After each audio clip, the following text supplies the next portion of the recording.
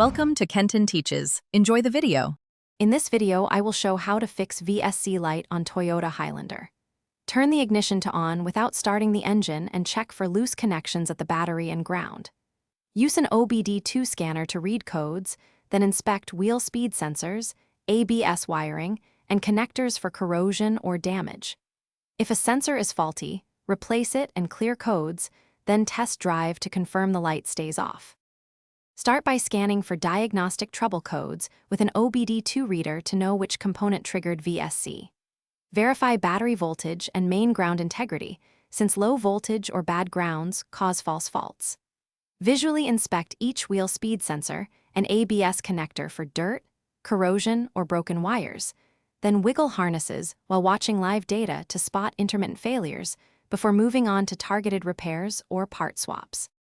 After locating the fault, repair or replace the damaged part using OEM or quality aftermarket components.